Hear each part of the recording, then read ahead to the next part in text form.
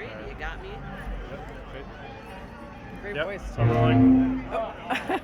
Cue the It's music. about to get loud. Yeah. Great. I like it. We have the background music happening. Okay. Okay. Good? You rolling? Rip. Yeah.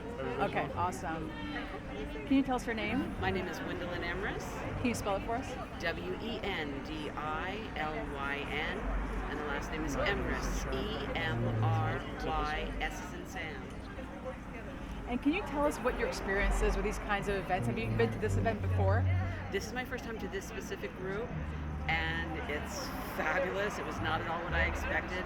I expected just a belly dancing evening. I didn't know there was going to be the models and the whole room of artists just taking in the ambiance and all the different art styles, and it really revivified my memory of the art scene back in the late 70s, early 80s, that kind of thing. So it was a surprise and a joy. In fact, I texting my husband, "You're coming next time."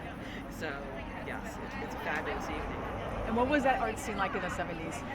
Well, it was a little different because it was pre-AIDS and people were still doing all. Can you start with a question? Like the art scene back in... Okay, the art scene back in the late 70s, early 80s was a little bit different because things were a bit freer, but a little more dangerous because there were more hard drugs, there was more free sex, it was pre-AIDS, and in a way, it didn't have the pure creativity aura that this has tonight.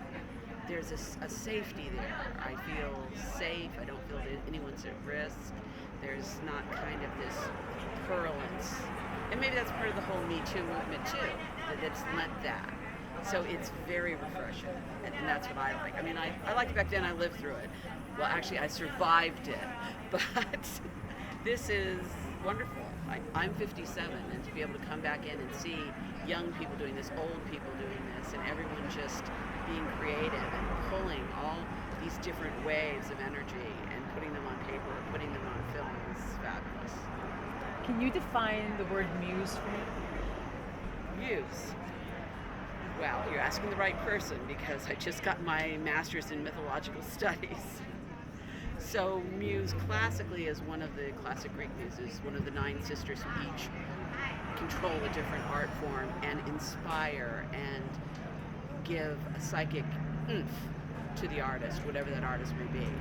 And I still think that is. It's the psyche and the spirit inside the artist hitting the gestalt around them and coming out and giving birth to something wonderful that is relevant in whatever way to our lives now. Hit the jackpot with that one. Do you have a muse? I'm more amused to a lot of people, but my muse is a direct goddess figure. The goddess Athena is my muse.